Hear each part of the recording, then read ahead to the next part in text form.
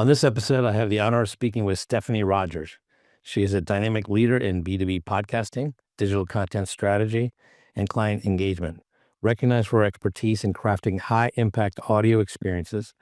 As a senior account manager at Fame, a leading B2B podcast agency, she plays a pivotal role in managing podcast production, ensuring seamless execution, and driving audience engagement.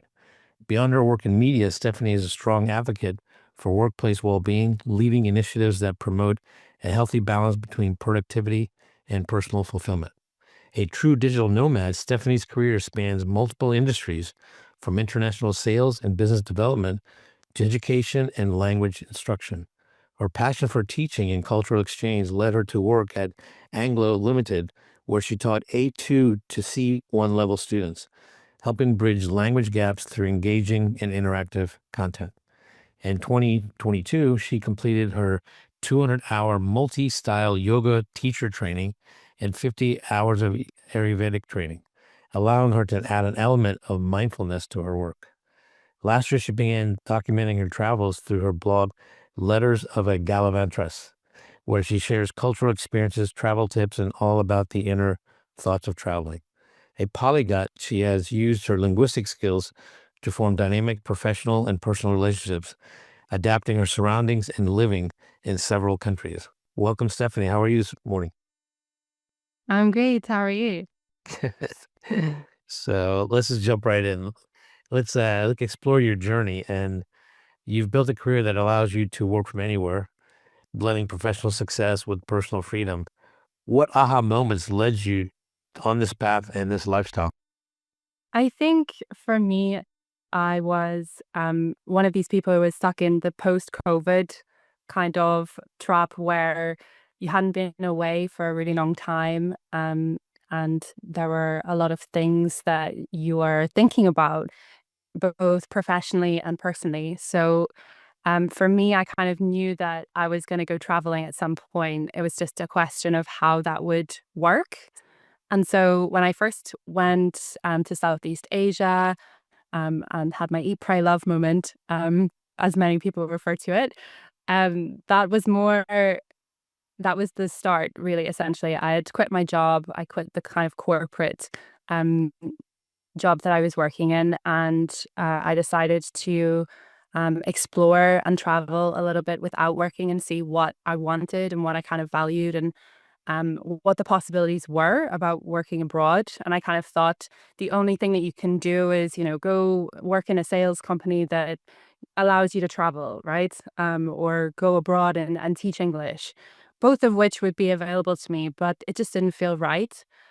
And when I was abroad, I kept seeing people on the beach, for example, or working from a bar or a cafe or something. And I was like, what are you doing? Are you studying?" They're like, "No, we're digital nomads." I was like, "Oh yeah, let's do this." Yeah. So after traveling, I was like, I need to find myself one of these jobs, and I did.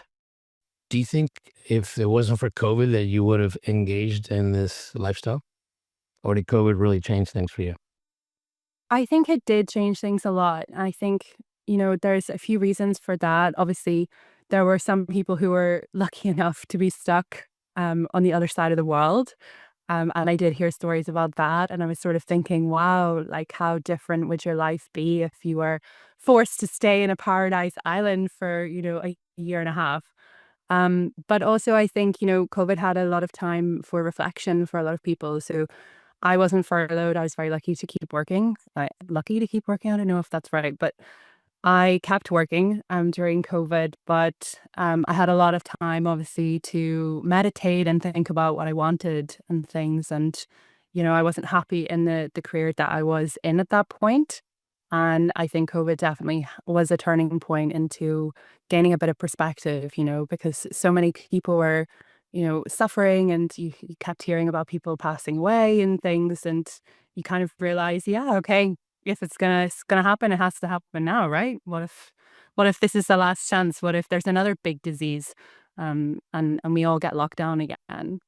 Do I want to be trapped in like cold winter in England, or do I want to be in Southeast Asia on the beach? Yeah, I think it's an easy choice. Well, I think COVID definitely had an impact on many people, especially I think the realization that our most limited resource is time. And so I think it really made people decide, hey, what am I going to do with the time I have? So I'm curious, what did your family and friends think when you decided to undertake this journey and this lifestyle? I remember telling my parents and being really concerned about what their reaction would be. Um, but for my mom, she was really supportive. So I think my travel genes come from her. She's originally Australian, and she traveled a lot when she was younger.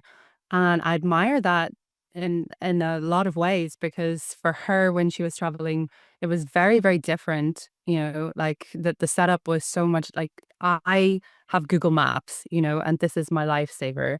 So, I'm never really lost, am I? Even like if you don't have internet, you have like basic GPS that tells you where you are in the globe. But like 30, 40 years ago when she was doing this, that wasn't there. So yeah, I think for her, she was excited that I was gonna have that experience, in the modern sense. And she was very supportive, but I think my dad was very scared, because if you've ever met anyone from Northern Ireland, they're big warriors, and it's concerning for a parent, when their young daughter, goes away and wants to have this kind of lifestyle. It's very foreign for people as well. My uncle still doesn't understand the concept of working online and making money and not going to an office. Like that's so foreign for some people still. So yeah, there's mixed reactions. My friends are very supportive because I left Ireland and things when I was young. So it's always been, I make friends where I go. And it's always been somewhere. It's like a trade off. You have to know that there will just be a lot of Zoom calls until we next meet and things like this. So they're more supportive, and they have somewhere nice to visit then, or they get travel tips. So it's a good trade-off. So now that you've engaged in this pursuit, what aha moments did you have initially as a nomad? Yeah, so my first aha moments, I think, was, just realizing how big the world is and almost how small it is at the same time, because you end up meeting people that you've met before. You cross paths in the weirdest way and meet random people in different places, and there's all of these kind of interconnected moments which make travel so special. Um, and I think, yeah, that the first place that I actually went to was Nepal in winter, which was freezing. And I don't know why I did that because I'm like, I try to escape the winters now. This is my goal, is to always be in summer.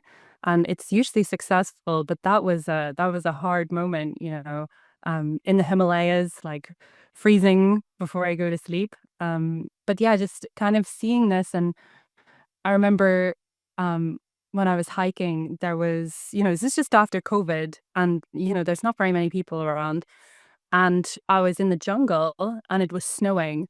And this concept had never crossed my mind that you can be in a jungle, a tropical kind of feel to this place. And then there's snow.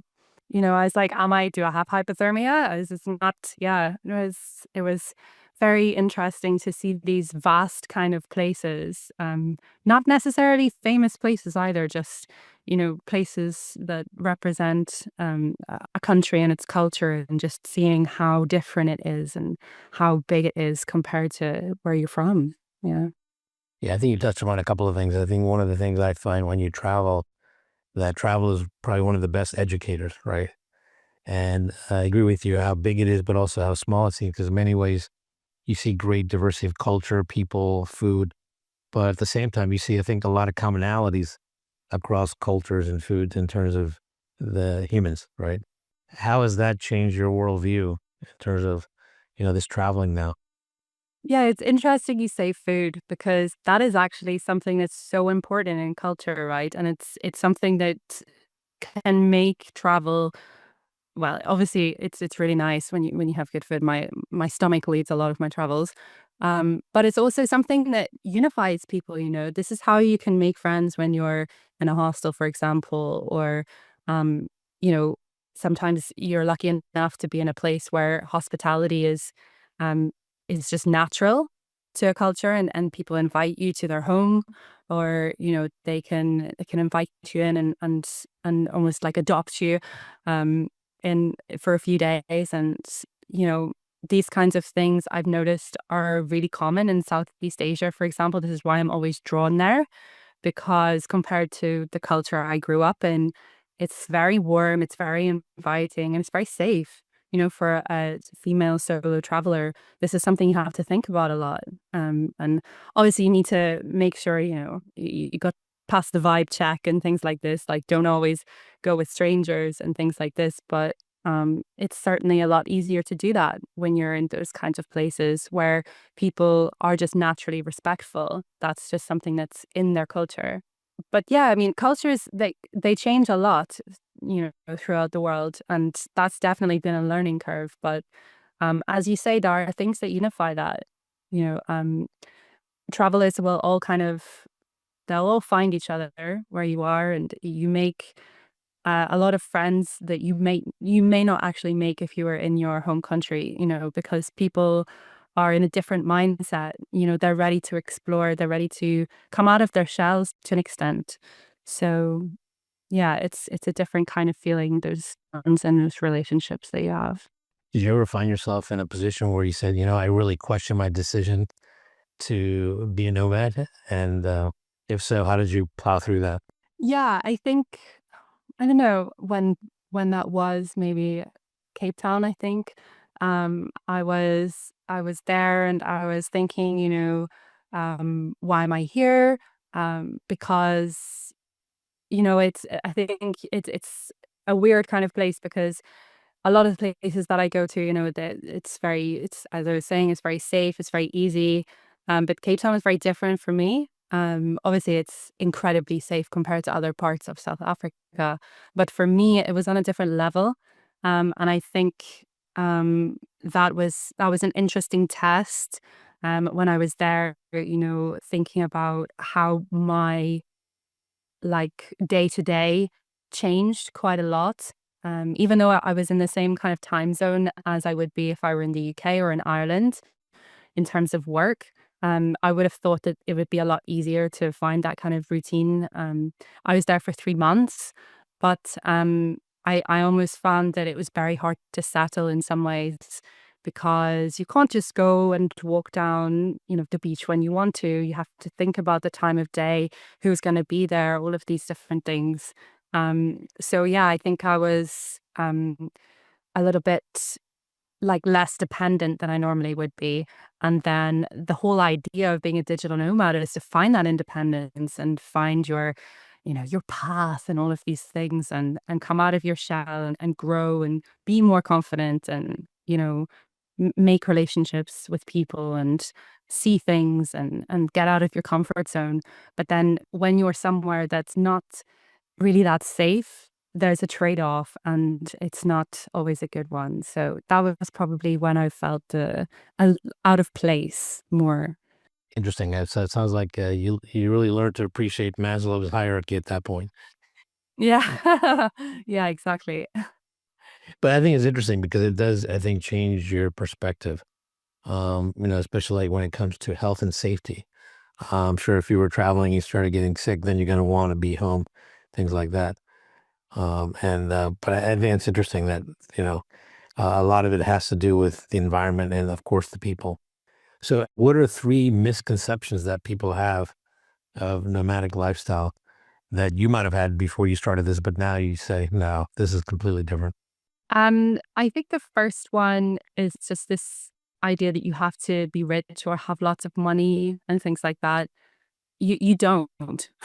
I mean, obviously, you need to be in a place that you can afford your first flight, and you can afford to go somewhere for, a month or something like this. But you don't need to have this incredible amount of savings or something to be a digital nomad, or even just to travel. You just have to be smart. And I think this is something that stops a lot of people from going and exploring, because they're worried about like the financial means of supporting themselves. But depending on where you go, you can save so much money. I don't know if you know how much food costs, in the UK, and rent and things like this. It's extortionate now. So if you go to, I mean, pretty much anywhere, but if you go to Southeast Asia, for example, you go to India, you go to South Africa, Mauritius, everything is so much more affordable in that sense.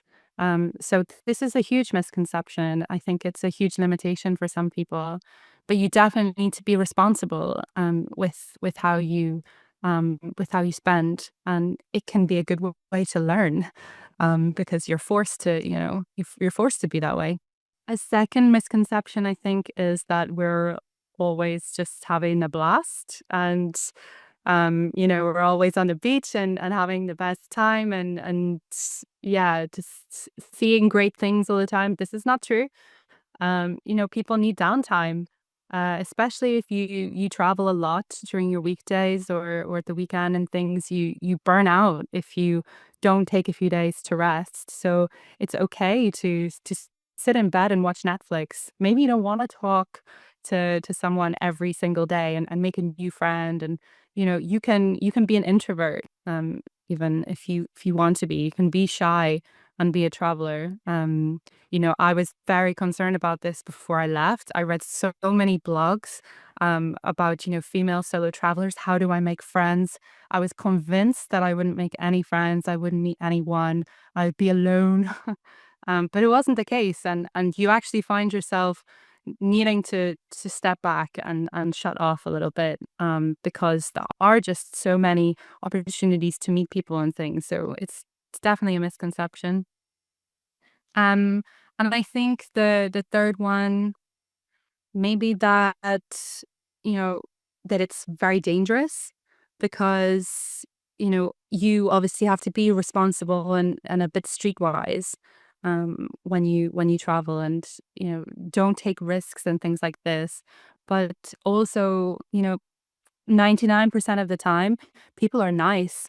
People actually are genuinely interested in your story and want to talk to you, and they have good intentions. I found from my experiences, you know even people who are trying to sell you something, or trying to scam you and things like that. Sometimes they're really nice. Sometimes they'll just have a laugh with you. You can just say, "Yeah, no, I know you're trying to scam me," and they'll laugh. And it's funny. You've made a joke, you've made a connection. So yeah, just realizing that people are generally inherently good. Yeah, you don't need to be scared. I think that was probably the third one. Have you become much more street savvy now because of the travels? Yes. I have to think about, it's like a metamorphosis almost, because I think when you come from, the countryside in Ireland, you're like a little lamb in the world. Moving to England or even Scotland is like a big step. So if you go any further than that, yeah, you definitely get some skills in the street savviness, department. Now I can tell, if someone looks dodgy, I can generally tell if they're just someone who looks dodgy, or if there's someone who's, you need to avoid. Yeah. Yeah, so that's what I love about traveling. I think it really owns your sixth sense, and you learn a lot about people, human nature. And, I mean, of course, you're going to get the good and the bad all at the same time. But in general, I agree. I think most people are quite good, and you learn that. But and I think you learn to then be able to adapt and speak to pretty much anyone in any language anywhere, right? Somehow, someone, you'll figure out a way to communicate with them. So, what are the three best things about a digital nomad lifestyle? I mean, the first one has just got to be seeing places that you never thought you were going to see. Like, no matter where you're from, I think you can get so much from travel. So I remember taking like a Sri Lankan friend to Ireland, and feeling almost like a little bit wary or embarrassed that Sri Lanka is beautiful. There's so much there, so much richness and diversity in the landscape. And Ireland's just green and pretty flat. but they loved it, and this was something absolutely beautiful, stunning, and incredible to them. And Ireland's like the dream place for so many people. So for me, when I go, I'm obsessed with waterfalls and, mountains and just seeing these vast expanses of trees and nature and things. So I think just seeing those and with your eyes, it's just incredible, and learning to appreciate that mental absorption of that rather than taking a photo and trying to perfect the image of your camera. Yeah, so I think the second one is probably the relationships that you make and the impact that that has on your life. Because, for me, certainly last year, I think it was the year of like sisterhood. I just met so many girls that I feel like if we'd grown up together, we'd be best friends. And that was such an important part of my life. And I think we'll stay in touch for a long, long time. And it's those kinds of things are just so, so special because, you can, as someone who's naturally a bit of an introvert and someone who was very shy for a long time, I think, the fact that you can go out there and, you don't have this worry about what are people going to think, because at the end of the day, you won't see them again, unless unless you want to keep in touch. And there's a freeing kind of aspect behind that that allows you to be more comfortable in your own skin and make really close connections and meet other people who are in exactly the same kind of boat. And I think the third one is probably just being able to like grow a career and travel at the same time. It's very special. It's a very unique opportunity to this moment in history. There's only a selection of people who have actually been able to do this in the vast scheme of things. And just knowing that that's like such a gift. I think that's probably one of the really cool things about being a nomad as well. So I'm curious, when you make a decision to go from one place to another, how much of that is now driven because you want to go to a new place versus you want to meet new people? Yeah, this is a really good question. And it touches on something that's probably also, I don't know, a misconception or something that you have to deal with as a nomad is people asking you, "Oh, how many countries have you been to?" And I say, I've only been to like 30 something. I don't know, I haven't counted, but people are disappointed when they're like, "You're a nomad and you've not been to like 70 countries." Like, why not? I mean, part of the reason is like I'm still young. There's plenty of time. But also, I generally speaking, I want to take my time when I go to a place. There are some places that I will go as like a stepping stone to another place. I'm just passing by. So, I might as well go to Malaysia or something if I'm in Thailand, this kind of thing.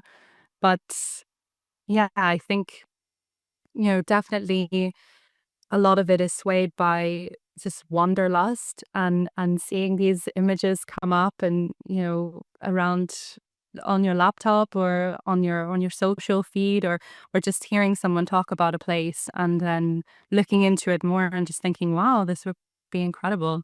And when I'm within a country, I think I'm very swayed by an island. So I love my islands. I just randomly will zoom in on Google Maps and just be like, how do I get here? And if it's feasible, then I'll do it at the weekend. And it can be successful. Sometimes it's not.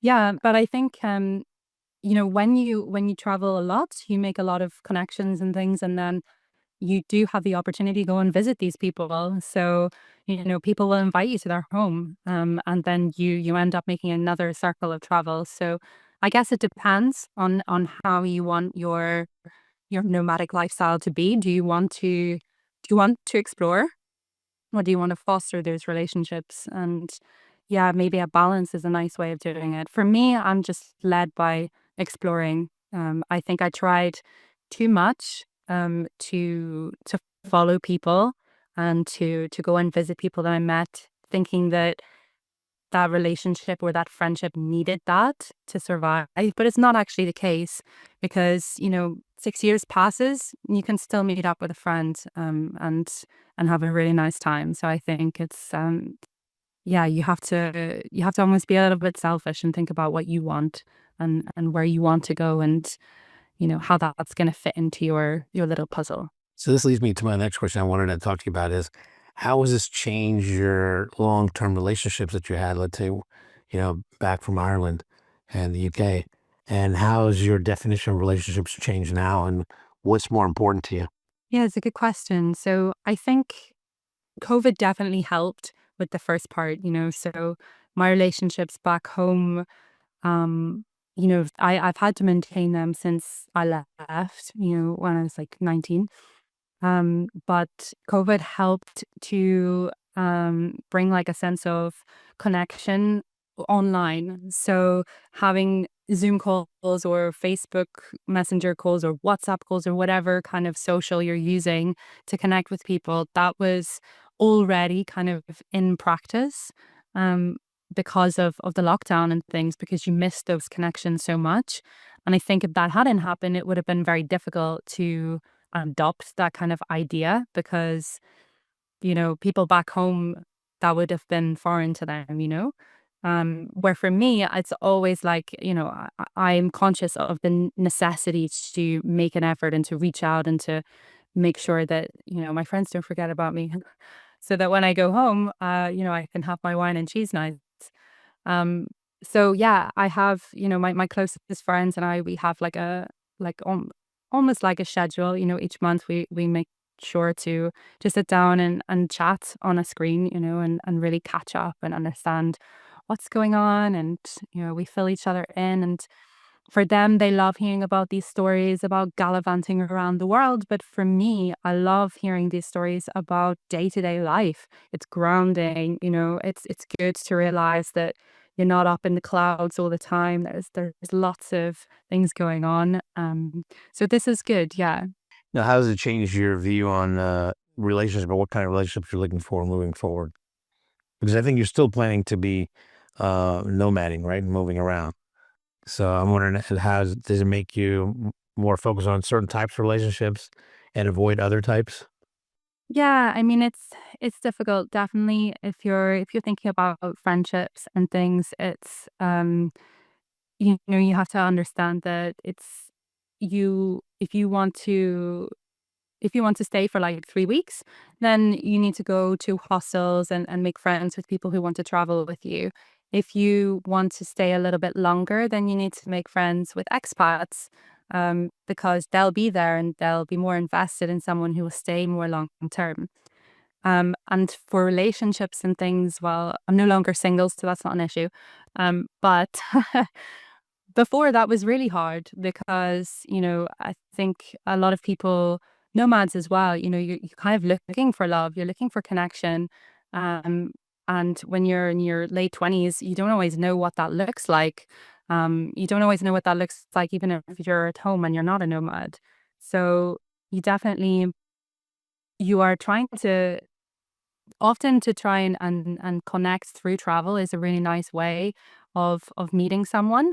But I think when you go back to your home, or when explore a less exciting lifestyle, for a little bit, it can change. So it's very interesting how people are different when they travel and when they are back home. Like a nomad doesn't have that change because they're always in travel mode.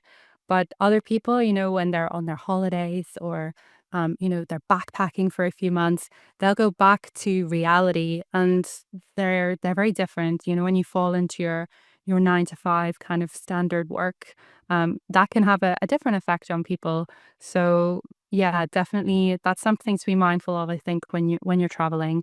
The kind of relationships or friendships that you adopt when you're abroad could differ if that continues, when you go back to that home space. What I'm kind of wondering is, I mean, as humans, we need connections, right? And we want to have deeper, meaningful relationships.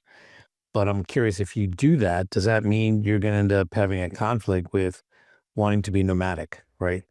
Because, I mean, especially on a personal level, unless the other person is nomadic themselves, But again, that can have other challenges versus someone who is nomadic and one person isn't. So I'm just curious, does that run into a conflict sometimes when you have a deeper, longer relationship with someone, and then it makes you have a conflict thing? Well, hey, I can't travel as much, or I'm not as free. Yeah, it's very true. So it's something that you really need to think about what you want. And it's easier said than done because obviously you can't choose who you meet. You know, it's an obvious thing if you're in a relationship and you or it's like a situationship like the young kids say. Um, that's that's something that that does make your travel, it does put a pin in that for some time. You have to think, what is more important to me? Is it this person or is it continuing, my adventures and things? And is there a way to incorporate both? Is there a way to find a little bit both like have your cake and eat it? Because that can be possible with good conversation and if you know what you want and you can then express that, then that can work. But definitely it's hard with friendships as well because you know, it can just happen that in the most random of places, you find your crew, you find your people, and you feel settled in a place that you weren't expecting, and you have these plans in your head to move on, but then you have to think, well, then I'm going to start all over again. I'm going to lose what I've built here. And definitely when you stay more long term in places, that can be quite painful in some ways. And then I personally start sometimes confusing people and my memories with people because you often meet someone that reminds you of someone else. I have this friend, I have these two friends. One is Lithuanian, one is Russian, and I always think that they know each other because we met in the same country, but they didn't overlap. That one girl had left by the time the other girl had arrived. And so I just always assumed that, you know, they know each other and things, and sometimes I'm like, "Oh, they did this," and they're like, "I don't know who that is." Yeah, that's, uh that's a bit difficult at times as well. Yeah. I would think one of the things that you have to go through is part of this lifestyle. You have to embrace uncertainty, right? And do you get to a point where there's a certain amount of certainty that you're going to continue embracing uncertainty, or do you look for more certainty? Yeah, another good question. I don't know if you ever get comfortable with certainty, um, in life. As a nomad, you're always looking for something that's not, like, written in stone. You want that level of Uncertainty. unexpectedness. Yeah, you want that uncertainty is what you're almost looking for, I think, when you're, traveling. You want to explore. It's like that old explorer mindset. But yeah, no, I there's all of the time, I don't know what's gonna happen, and I love that. I love arriving in a new place. I think about Mauritius when I think about uncertainty because I arrived here and instantly it was different to what I was expecting. I don't really know exactly what, I expected. I thought it was gonna be, just white sand beaches and, everyone's rich and I won't fit in and all of this stuff. But it wasn't like that, it was so much more depth and cultural richness, and people are so much more down to earth than I was expecting. Yes, there's a lot of rich expats, but and rich locals, yeah. But, it's just so much more than I was expecting here. There's a lot more diversity and even in the landscape, there's beautiful kind of mountains and things, and that kind of uncertainty is definitely something that, yeah, it's like a gift when you go somewhere new and you see all of these things. I love that. It's great. Well, I think that's one of the challenges, right? For people to pursue uncertainty, because a lot of times, inherently we like things that we know. But one of the beauties of uncertainty is it helps shatter a lot of preconceived thoughts and perceptions, and it helps you grow tremendously. And that's why I think at some point some people will start embracing that uncertainty, saying, "Hey, I love that I was so wrong in my thinking or my perspective," and it really changes it. But it is interesting because you do learn a lot of, I think, commonalities that you have across borders and cultures and people. So do you see yourself at some point becoming more, less, or equal nomadic moving forward? I think it's, you just don't know, do you? I think for me, I I don't like to make plans more than like 6 weeks in advance. And even though I am now applying for, a more long-term visa in Mauritius, I would say I'm still not making plans more than 6 weeks ahead in my mind, because that is an essence of nomadic life that I like, and I want it to stay that way. You never really lose that wanderlust, I think. You can travel to all of the countries in the world. I'm convinced that, once you're done traveling the 195 countries or however many there are, that you then just want to start back at zero, because there's always so much more to see. So you can always go back to somewhere and find something new. And yeah, I see that continuing in my life. I don't think I'll get more nomadic because it's becoming difficult to fit everything in my backpack. As I get older, I want to, keep memories of places. So whether that's a shell, which is not always legal in countries, but in the countries that it is, whether that's a shell or, it's like a piece of jewelry or something, I end up getting all of this stuff with me. And yeah, I think it's not going to fit in my backpack, or I'm not going to be strong enough to carry it. So yeah, that's a defining moment there. So do you know where you're going in 6 weeks, or not sure yet? I don't know. Well, who knows? Yeah. No, I think I need to make a trip back to Ireland soon, and the UK as well, because it's been almost a year since I was back there, and that's the longest that I've actually been away. I've always kind of gone back after like 6 to 9 months or something. So this has been nice though. So I'm curious, if you could have lunch or dinner with anyone, and it doesn't have to be in your industry, uh, who would it be and why? Yeah, so I actually think so I'm a big UFC fan, which conflicts with the yogi kind of lifestyle and mentality, but I love it. And Francis Ngannou was someone who's got a really, really interesting story. Do you know him? I've heard of him, but I mean, I'm not sure much about him. No. Yeah, you're not a UFC heavyweight fan now. So I do watch it, but not obviously not as close as you do. yeah, so he's really, really successful fighter from Cameroon originally. But he fights for France, and he's just had the most incredible life. Like really has seen a lot, has gone through a lot, both professionally and also unfortunately in his personal life, a lot of tragedy.